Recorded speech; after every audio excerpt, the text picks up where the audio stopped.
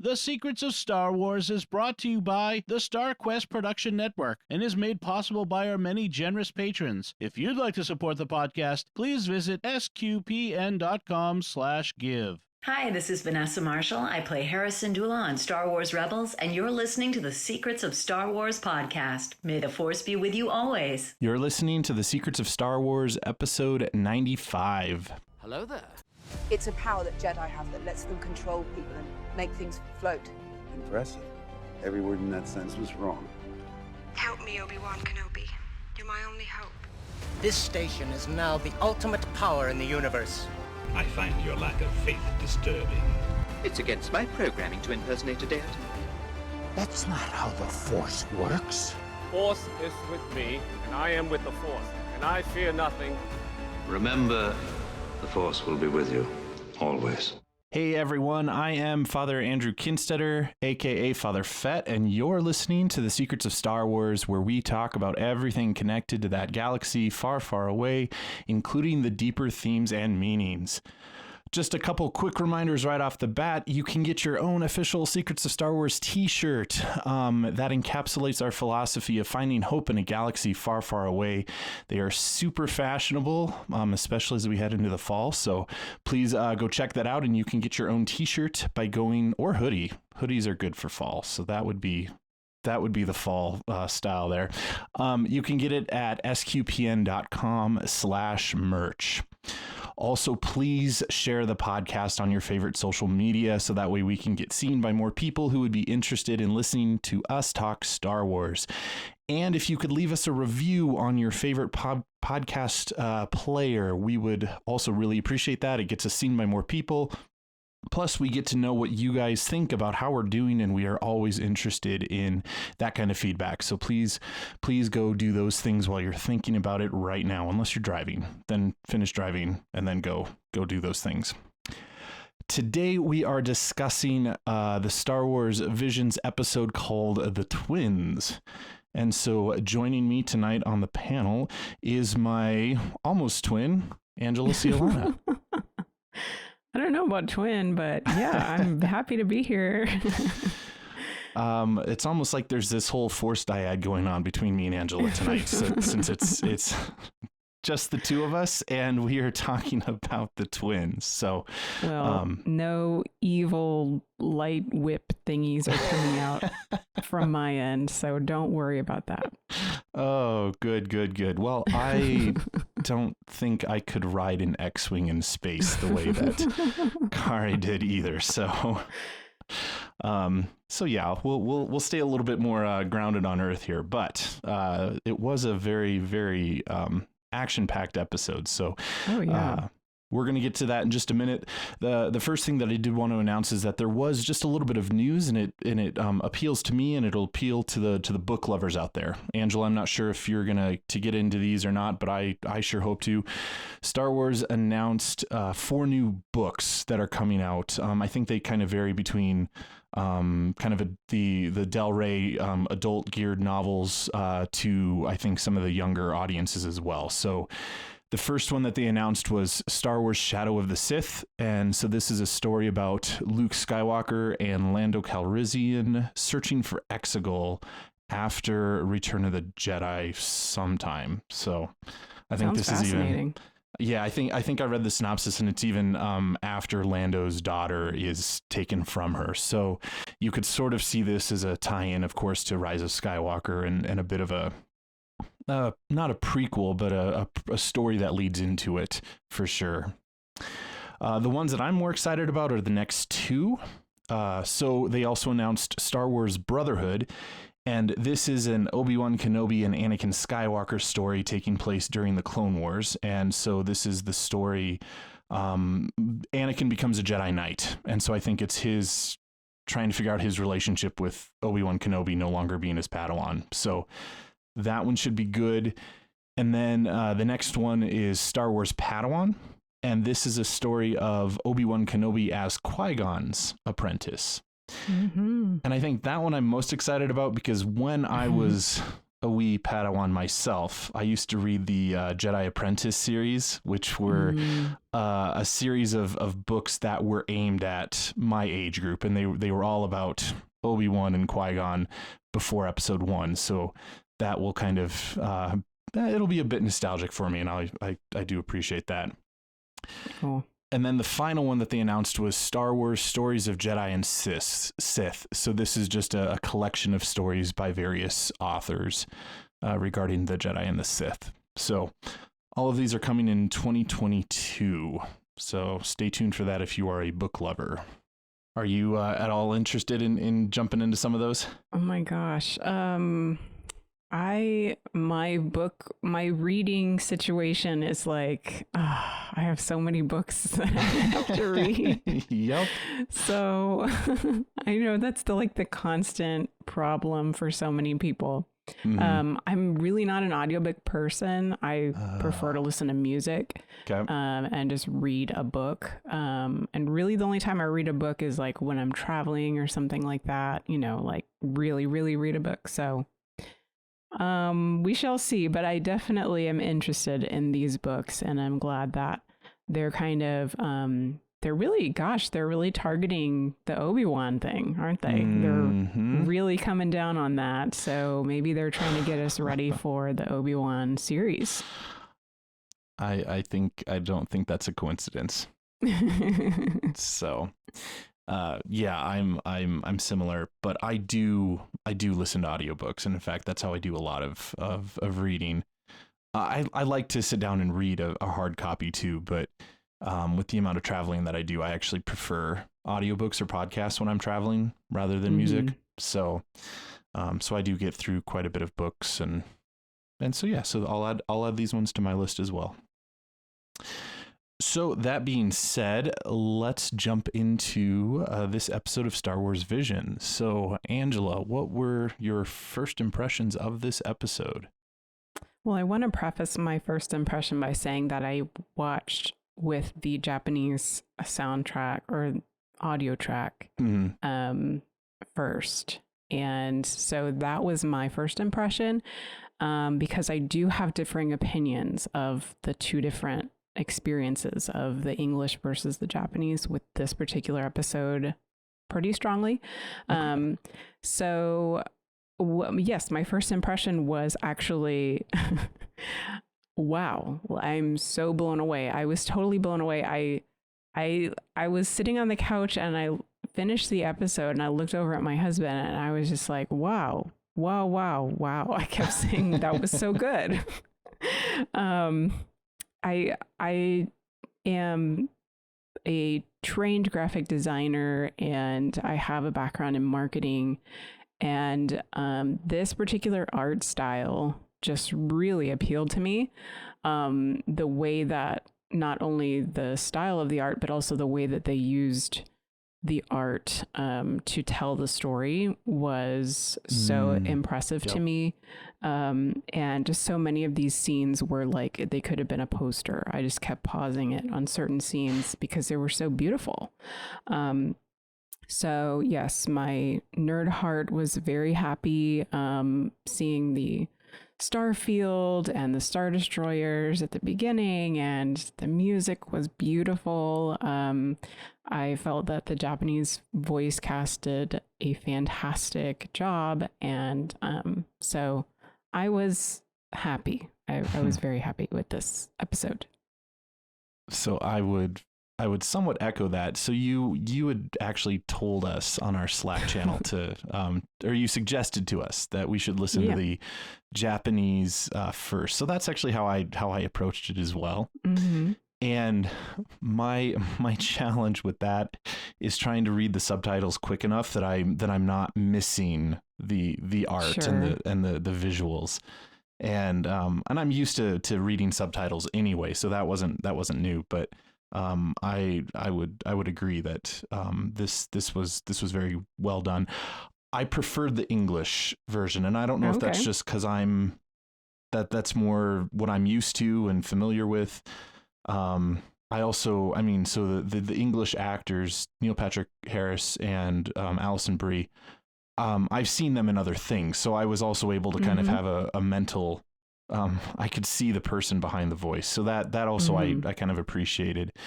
The art style was after watching these, so Ronin and then Tatooine Rhapsody, this art style was drastically different. And I appreciate that. It's sort of like it's like I'm reaching into a bag of Skittles and getting a different flavor every time, and I don't know what to expect. Yeah. And I'm enjoying it because I have no preconceived notions of what this is supposed to be. And this one was, I say it this way, and I mean it in a good way. It was out of this world. The first two that we watched were more grounded, at least in my kind of perspective. And this one was sort of like, there was like all these things happening. They were outside on the top of the Star Destroyer in outer space and like just things that, I mean, okay, it's Star Wars. We're going to suspend the belief anyway. But like, this was even more bombastic and explosive and I thought it fit. I thought it was really well done. And I I really enjoyed it as big of a display as it was. So, I did want to ask you, you mentioned that you had two different reactions from the Japanese to the English audio. And what was your reaction to the English version? Well, okay, so I don't know if I'm biased or something. I really want to understand my brain because I am very used to reading subtitles and hearing something in a foreign language because I'm very into Korean entertainment. And so that's basically what I watch all the time. Like 90% of the time I'm watching something in Korean.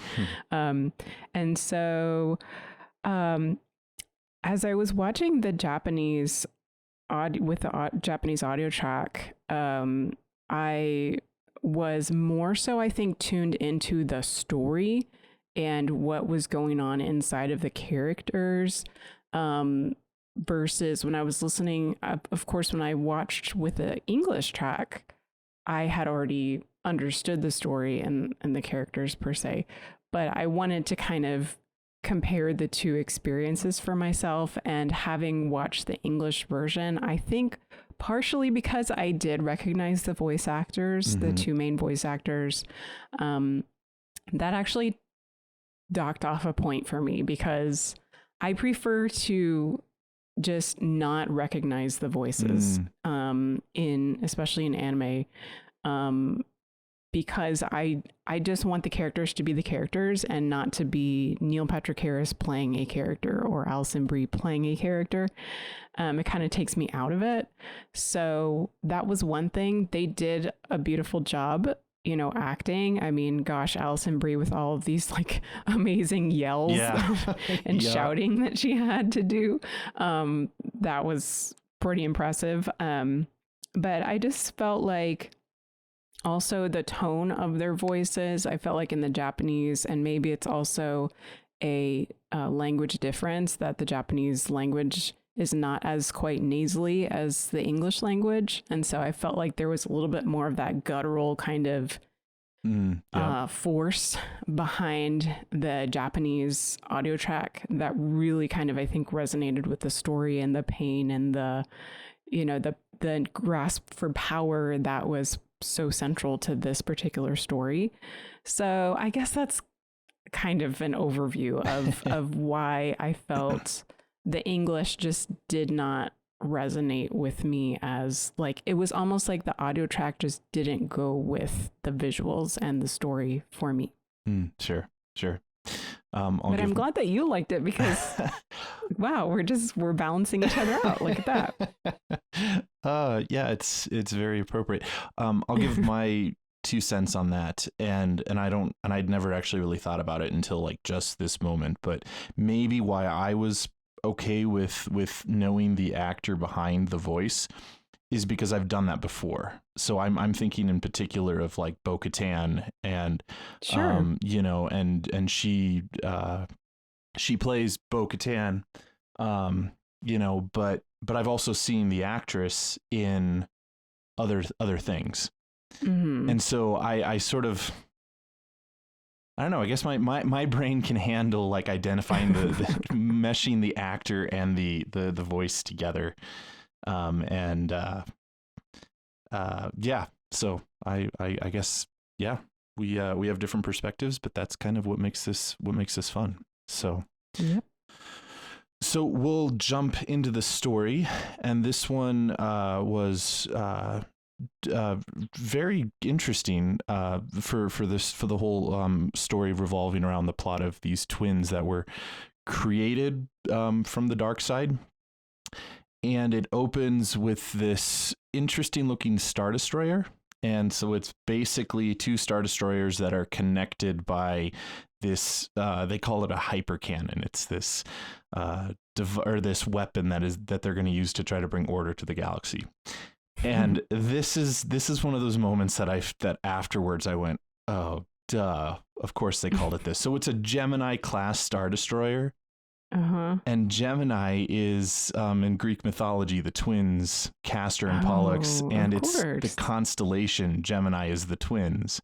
Mm-hmm. And that was one of those things that it was after the fact that I was like, oh, of course, that makes perfect sense that a Gemini class Star Destroyer would be these two Star Destroyers that are joined by this weapon. And so I don't know a whole lot about the Greek mythology, but one thing that I pulled out, and I thought, I mean, I'm sure it's just coincidental, but I found it kind of fun. Castor supposedly was a great horseman, and Pollux was a great fighter. And so I sort of said, well, you know, Karre is a good, he rode the X-Wing very well, and Am is quite the fighter. So I found that very kind of fun to look back on, and I'll if we don't mention them as we're going through it, I pulled out a number of just images and parallels between twins that I thought was kind of fun. Okay. So we start off with Karre, who is clothed in this dark armor, and he is walking to essentially he's going to take the Kyber crystal, which is the heart of the weapon and the power source for the weapon. And before we get into like more of the story here, I just wanted to mention that these opening scenes of artwork inside of the Star Destroyer were so, if you go back and look at them, just pause them for a second and look at how the lines are really mimicking the shapes of like the Vader helmet and the different helmets that we see in Star Wars. They really create these like trapezoid type of shapes that are similar to kind of remind your brain of the helmets from Star Wars that we know of. So the hallway, you know, as we're going into the Star Destroyer, and then the way that the troopers are sort of staggered, both on a bird's eye view and also as we are kind of like taking that dolly shot in a little bit closer with Karre in the center. It was all, I think, indicative or reminiscent of that helmet shape or pattern. So that was one of the things that I was really admiring when it comes to the artwork. Mm-hmm. Yeah. And one of the other things, and this isn't an artwork comment, but just the story and the imagery comment is the armor itself.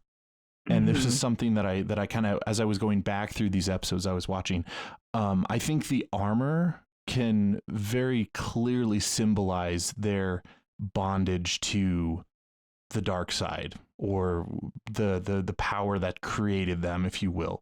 Because if you notice, and as we go through, we can kind of point it out, by the end of the episode, they are both liberated from their armor. And Karre is liberated much sooner, and he's the one who's trying to protect his sister.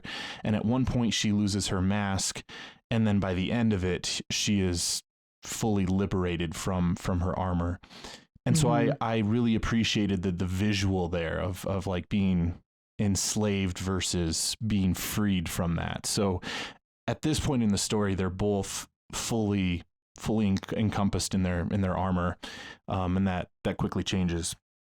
Yeah, that's a great point in that. I mean, there are, I guess, light side characters in Star Wars that have armor as well, but not to the extent that so many of the dark side characters that we know of use armor or helmets or, that type of thing.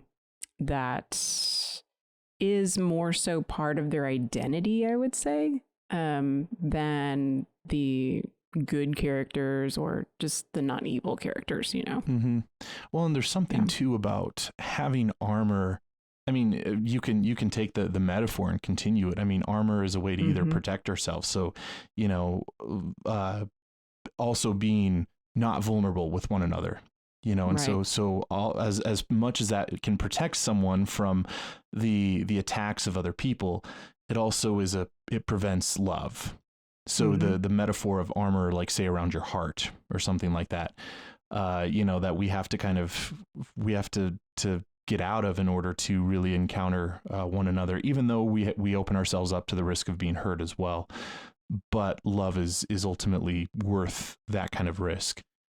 And the other thing too is armor and helmets in particular, they put the mask over your face.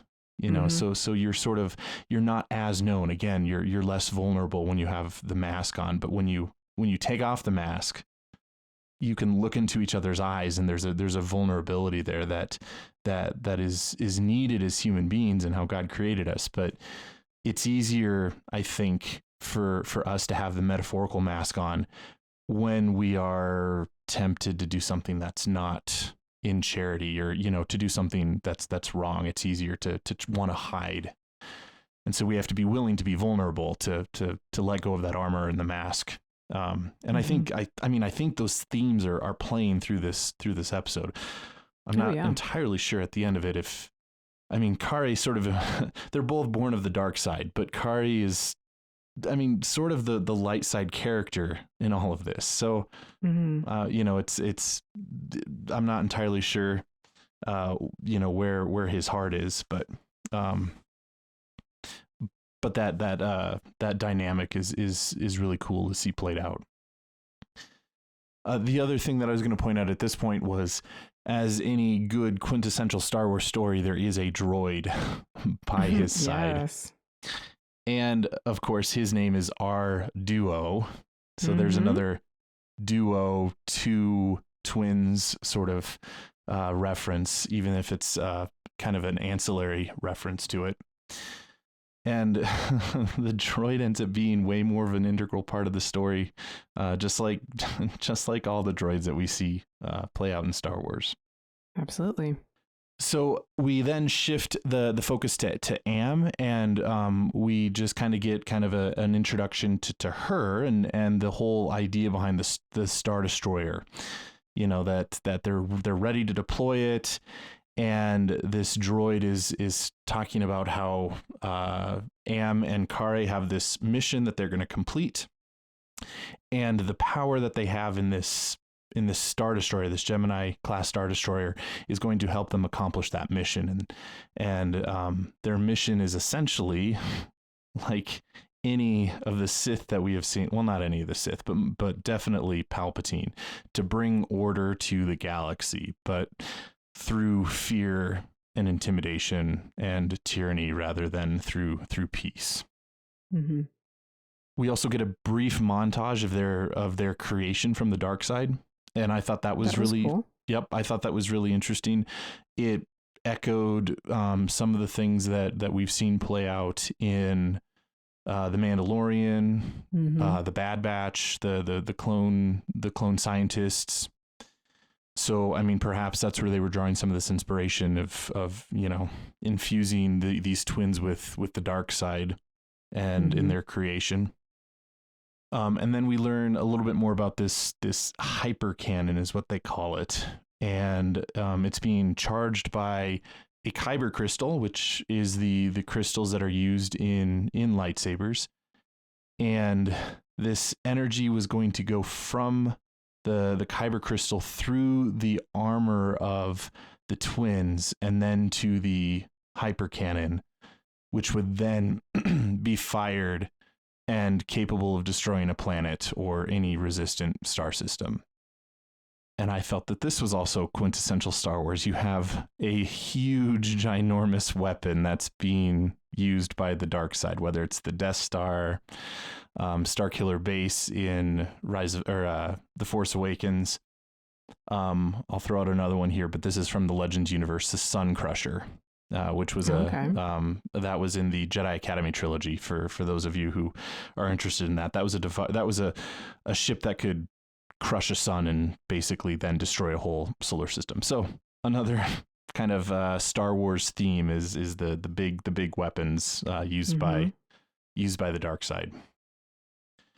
We have Am asserting that she is ready to sacrifice everything for the dark side, including her life. And again, she's super ready to engage on this mission.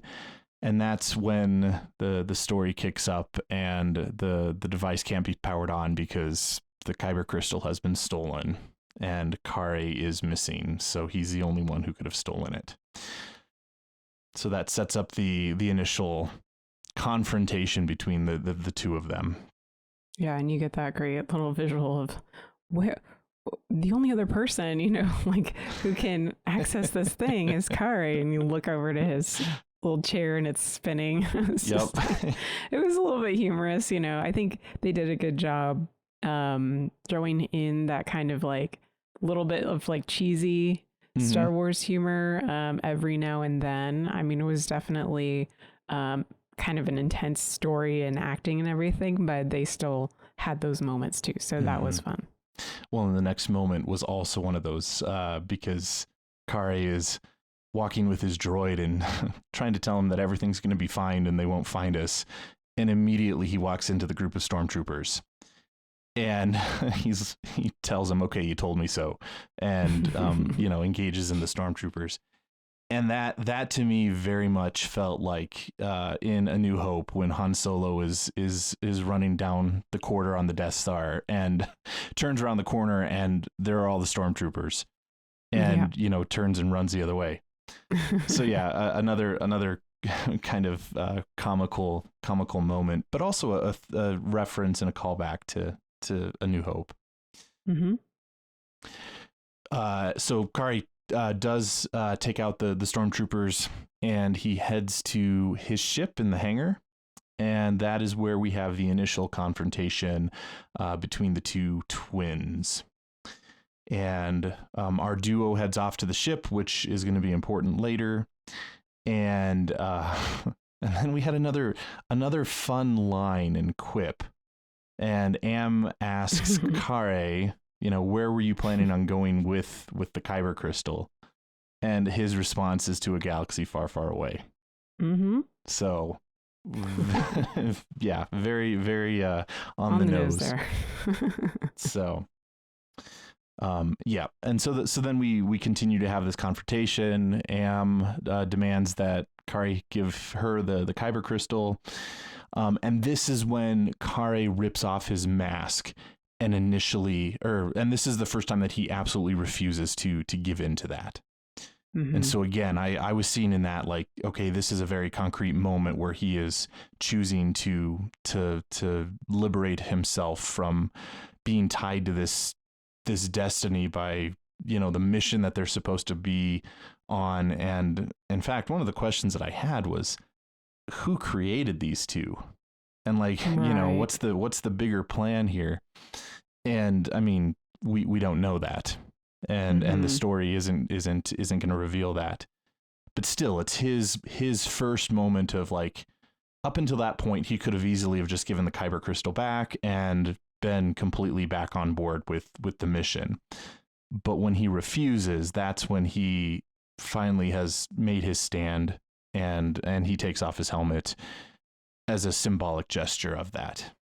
And I guess now that he's lost his mask, just want to point out too that on StarWars.com we learned from this great interview that they had that this episode was made by Studio Trigger, and a breakout movie for Studio Trigger was called Promare. And there is a character in that movie called Leo that Karre is kind of designed to resemble. So his kind of boyish look and all that, that was kind of an homage to both Star Wars, kind of Mark Hamill, but also to Promare. So yeah. That is really cool. I definitely saw the resemblance to Luke, like A New Hope Luke, kind of that young boy, sandy hair kind of thing. Yeah. I did not, however, see an Am Leia. So right. Yeah. I mean, she had like a hair band going on. Right. I don't know if that's really, but there is a connection. So since we're talking about it, I'll reveal this here. So I was curious what their names mean, right? So I came to look up Karre, which in Japanese actually means he. So I thought, okay, well then does Am mean she or woman or something like that? But no, apparently all these characters are named after original trilogy characters. So Karre and Am are named after Carrie Fisher and Mark Hamill, or Hamill, and Karre, Carrie. So, but since Karre means he in Japanese, they flipped it. Oh, so wow. Karre is the male twin and Am is the female twin. So there's that. And then also our duo, obviously R2, right? Now B2ON is interesting because so if you take C3PO and you go backwards in numerically and alphabetically, you get B2ON. Wow. So yeah, so they are all actually named after original trilogy characters. They're pretty cool. Wow. That is really, really cool. It totally makes sense now that you've spelled it out, but yeah. Well done, guys. Yeah. No Carrie Fisher like visual or like character, right. Similarity, but definitely there is a connection that was intentional. So, and I mean, when you hear twins in Star Wars, you got to think of Carrie and Mark's characters, right? Luke and Leia. So, well, and I don't know. I'm gonna take this a little and go off into the Legends universe. I don't know if this is where they're drawing inspiration, but it's where my mind goes. So the twins, of course, Luke and Leia, but we don't have one light side, one dark side, or we don't really have them being antagonistic toward each other. In the Legends universe, Han and Leia have twins, Jason and Jaina, boy and girl. And in one of the series of novels, Jason becomes a Sith Lord. I wasn't too thrilled with that storyline, but ultimately Jaina has to go and confront her brother. And ultimately, I won't say where that all goes, but there's the confrontation between the twins, and the twins story is very crucial in the Legacy of the Force series, which is where that's coming from. So I saw them, and then the other couple of characters that I saw, they're not twins, but I think there's also a clear parallel with Ben Solo, Kylo Ren, and Rey. Especially as we see them in The Last Jedi and the whole Force dyad situation, light side, dark side, male, female. And even to jump ahead a little bit, when they're using the Force to break the Kyber crystal between the two of them, it made me remember and think of when they break the lightsaber as they're pulling it against each other in The Last Jedi. Yeah, and we just went over Karre getting rid of all those stormtroopers. In a way, he did use the Force to freeze the blaster bolts, or they were stun trying bolts, to blast him, but and that reminded me of Kylo Ren also. Yeah, so all of these visions, the three that I've seen so far, they're really cool because they're pulling in all these references, and because they're not officially part of the canon, if you will, they can pull these things and it just make a really cool story, and they don't have to worry about, you know, it meaning really anything affecting the actual kind of canon of movies or anything. So it's cool to see all the various ways that they're calling back to A New Hope, or the sequel trilogy, or really any of the stuff that's come before. For sure. So at this point we get the fighting intensifies, and our duo comes in and saves the day, kind of, sort of. And he comes in with Karre's X-Wing and fires on Am, and all of them distracting them, so Karre and our duo can escape the hangar. And as they're leaving, I felt this was a Yoda moment, but Am uses the Force to literally pull the X-Wing back to the Star Destroyer. And later that would be a Rey move. Oh, yes. Also, right? Oh, Rise of Skywalker. Yes. Yes. Yep. She's pulling the ship. Yep. Totally. So Karre can't fully escape because of that, and is pulled back to the Star Destroyer. And this is where things get really, really fun and crazy. Is now they're both standing on the surface of the Star Destroyer, and I love that they can breathe and everything's normal, and they're fighting. Dude, I totally didn't even think about that at all. I was just like, this is an amazing anime. Like, I'm all for it. Like, just go bananas, be totally off the wall. Like the screaming, the the light whip things. I was like, the stilettos. I'm here for it. Let's do it all the way. I think the reason that I thought about it was because I always like try to put myself into the characters, and I just kept thinking, there's no way that I would stay on that X-Wing. I would have fallen off. Like, and so that's what I was worried about, was drifting off into space. And yet he was much better able to ride the X-Wing than I would have been.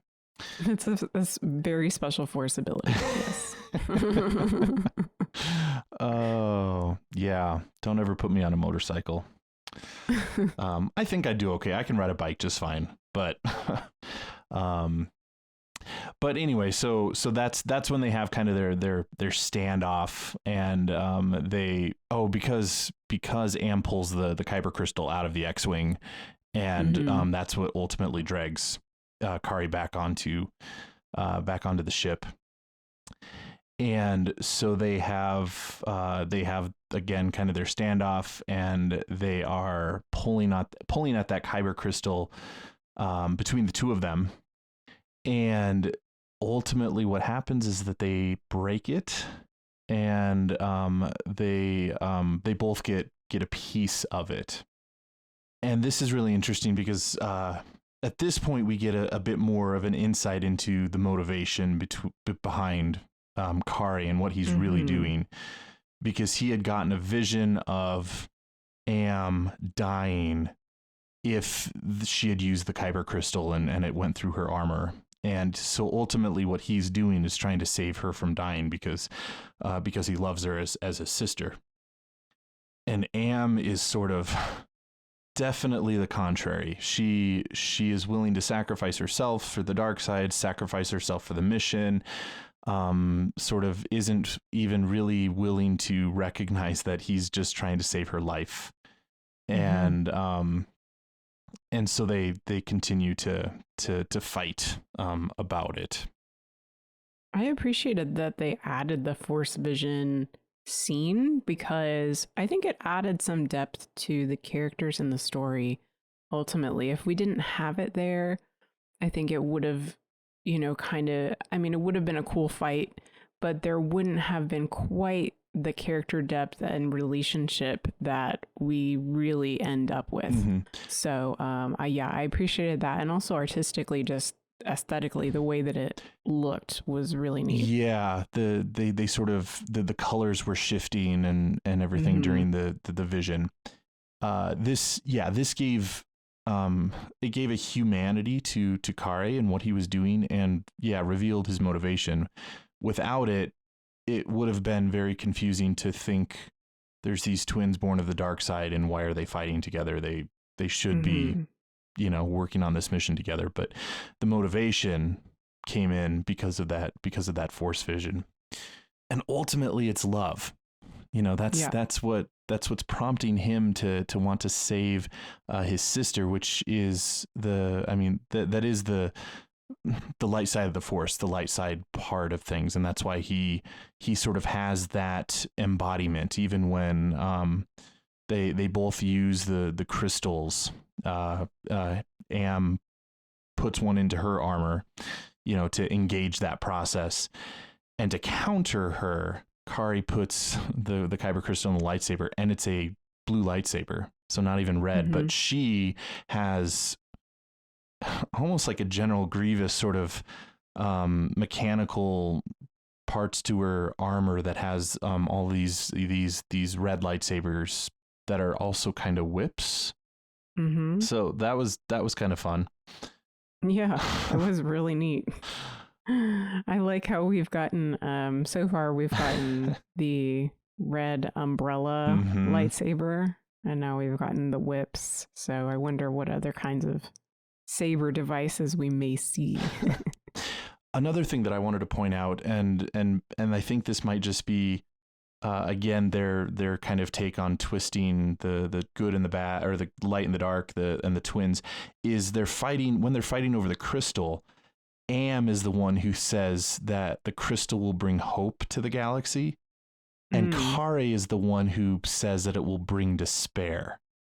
And I thought that was really interesting because it was contrary to what I was thinking that they would say.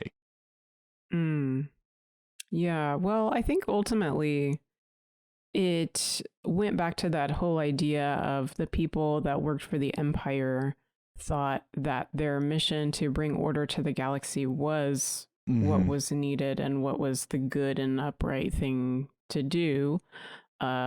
Whereas obviously when you looked at it from a humane point of view, it wasn't. So I kind of took it that way, as like Am thought that, I guess destroying whoever needs to be destroyed and whatever needs to be destroyed would bring hope, because there would be order, and having order is quote unquote peace in that kind of dark side mentality because of the control aspect that we've talked about in other shows. Yep. So that's kind of where my mind went. Yep.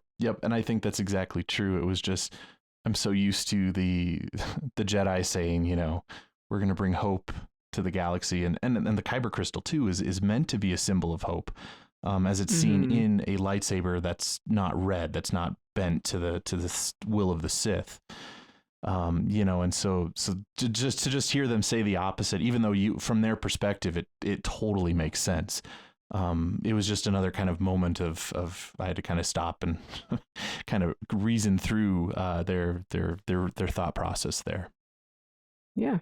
Good point. So they do continue to fight, and Karre is able to kind of counter some of the Force, the whip, the lightsaber whips, and ultimately, though, Am is able to succeed in launching Karre off of the Star Destroyer. And yeah, he definitely was like an underdog in terms of power. Totally, in the situation, and then had this overconfidence and this obsession with the power that would come from the crystal. That was, again, very characteristic of Star Wars, right? To always have that underdog character, kind of get creative and also find the inner strength to accomplish their mission. Yeah, we'll come back to that, because I have I think there's a really cool moment coming up that talks deeper into that. Oh yes. And so we have our duo back to the rescue, who is able to pick Karre up on his X-wing, And at this point, the Force vision is coming true, that the power that Am is harnessing is too much for her, and so she can't control it, and her armor is overloading. And Karre realizes that he has to destroy that kyber crystal in her armor to save her, but it's going to require a huge amount of power. And so we have this new weapon that is concocted that was really interesting because it's sort of, it's sort of a light side version of what they were doing with the hyper cannon. Mm-hmm. So Karre, with our duo's suggestion, sort of unites his lightsaber to the hyperdrive of the X-Wing and is able to sort of have this kaleidoscope of colors and power coming out of his lightsaber that he is able to, thankfully he's able to do what he wanted. He was able to destroy the crystal. And we do get another fun callback to Yoda's quote, which was, he tells our duo when he's contemplating doing this action with his lightsaber, he says to our duo, "You're right. There's no try, only do." So kind of a flip it how Yoda would say it, but definitely a Yoda quote there. And the next part of it, and this is where I want to pause and talk for a little bit. Am and Karre are still having this dialogue before Karre is able to shatter the blade or shatter the crystal, and Am tries to tell Karre that they will lose their entire life's mission if he destroys the crystal. And then Karre says something that I thought was really, really interesting. He says, "That's not true." And then he tells her, "Don't live for someone else. As long as you're alive, then you're free, and you're free to choose your own destiny." So this, I thought, was sort of the climax of the story arc, because this is Karre has already experienced being liberated from that perceived mission and the destiny that he was forced into, and he's trying to get Am to not be a slave to that. And so he's talking to her about that and trying to get her to see that. Yeah, and when I was experiencing this particular quote in the scene for the first time, it really brought a tear to my eye. I mean, it was very, I thought,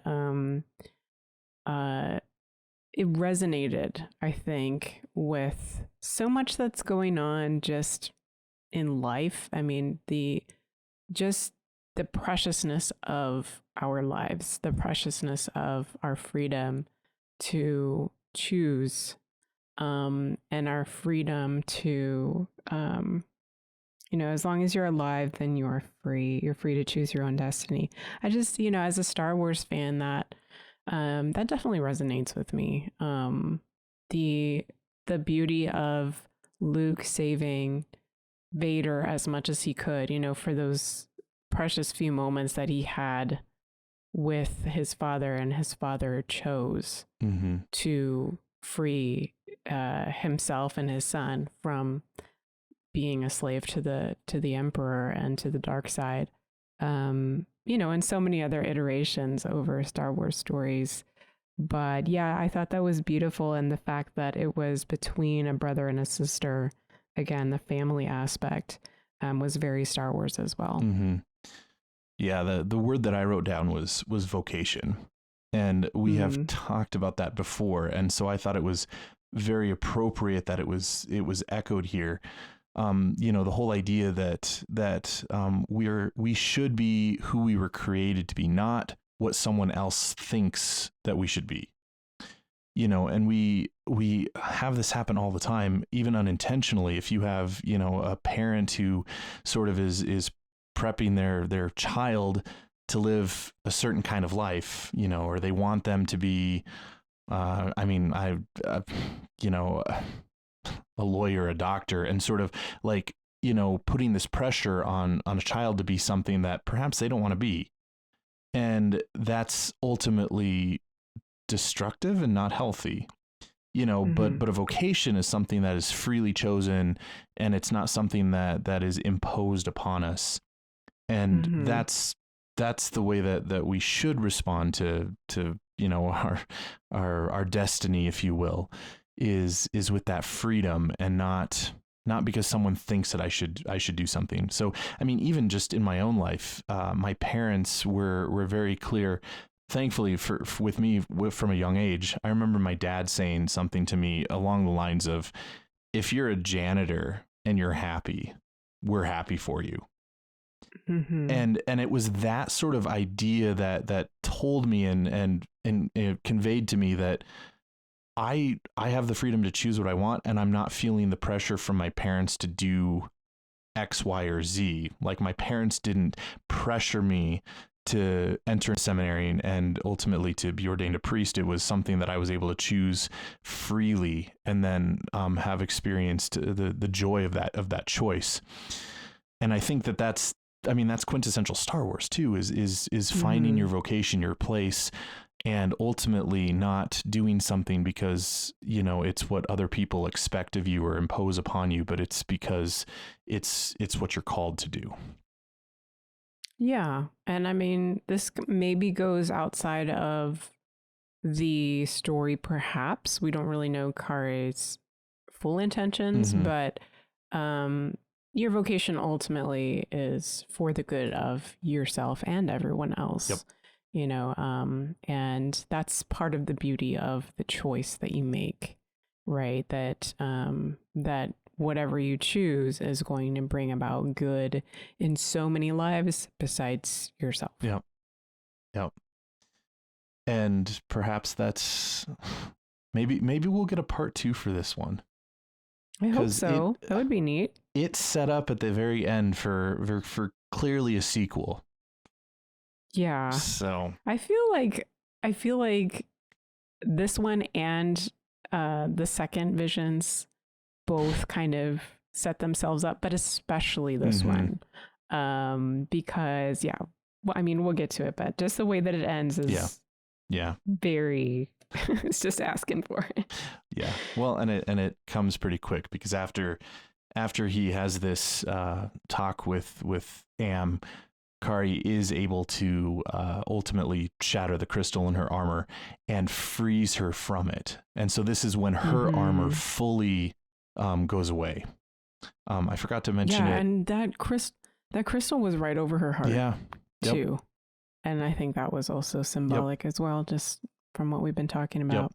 And I did forget to mention earlier on in the episode 2, at one point her mask comes off, but she's not fully free yet until this point. And because of that destruction of the kyber crystal and that hyperspace weapon from Karre and his lightsaber, he splits the Star Destroyer all the way in half, or the 2 Star Destroyers. And the Holdo move, Holdo maneuver. Yeah. But this too, I felt was metaphorical too, because of the way that the story ends. So the Star Destroyers are connected, and it's at this point that they are then separated, and Karre crashes on, I assume it's Tatooine, but then he is separated from his twin because of that. Yep. And so it ends with him assuring our duo that his sister's alive and they're going to go find her. While he's staring at the twin suns. Correct. Yep. So even more twin imagery there. Yeah. Yeah, that's definitely. And we get that awesome sound design. I mean, the Jawas in the background and, just throughout this whole episode, the sound design was wonderful. The beeps and the, even the silence. I really appreciated how they used silence in this episode. Not just that Holdo maneuver sequence which was beautiful, by the way, just seeing that painting or whatever you want to call it, that image moving from left to right so slowly to signify that moment. But yeah, just the way that they used the sound in this episode was fantastic. Mm-hmm. And if I could just bring up the music as well, because I thought it was such a treat and I was so impressed by it. You know, it gave me all the John Williams vibes that I need in Star Wars. And it was orchestral and I was so impressed. So I went to go look up more about the composer. And apparently, if I had known anything about anime, I would have known this composer because her name is Michiru Oshima. And she is one of the most prolific living composers for film, anime, and video games. She has won several Japanese Academy Awards, and she has now scored 3 Godzilla films. She has scored over 100 movies, over 200 TV shows, video games, other performances. And she not only composes, but she also orchestrates all of her music. And if you're not familiar with that, that basically means she writes the song or the score, and then she divvies it up between the different instrumental groups herself. She does that herself, which usually a composer, including John Williams, will hand that off to somebody else to do because it's a huge undertaking. So that was very impressive. And if you want to hear more from her, one of her most loved pieces is a piece called Brothers, and it's from the original soundtrack for Full Metal Alchemist, which is a very popular anime series and film as well. So the original TV series and movie she actually scored for Full Metal Alchemist. So I definitely recommend it. It's gorgeous music. So thank you to Michiru Oshima for that beautiful score for the twins. Absolutely. Yeah. Music adds so much, and there's an emotional connection and yeah, and this one, I mean, was intense. So it was very, very good for that as well. I only have one other note to add. And I didn't even mention this during the recap, but there was another reference to a quintessential Star Wars quote. At one point, I forget exactly when it is, but Karre says to our duo, "Really? So you have a bad feeling about this?" So yeah, that's when they were escaping the Star Destroyer. Yeah. So our duo had the famous quote of, "I've got a bad feeling about this." And Karre says, "Punch it." So we've gotten that too. I think we've gotten that in all 3. No, not all 3, but the last 2 episodes we've gotten "Punch it." Oh, perfect. Yeah. So many cool little references and Easter eggs there as well. Any other final thoughts on this episode from you, Angela? Just wanted to point out that the actor who played B2ON, he's Jonathan Lipow, and he's done a lot of work on Resistance, Star Wars Resistance. Okay. So I was like, where have I heard his voice before? And that's where. Okay. So yeah, I mean, shout out again to the cast and to everybody who worked on this. It was so much fun. I had a lot of fun, and I also, to see a different art style and just way of telling the story, but have it be so Star Wars was such a treat. And like you were saying, Father, I mean, as we go through these, I never know what to expect. And I just sit down and I'm like a kid on Saturday morning, like, okay, I'm going to watch a cartoon, like I'm going to have fun.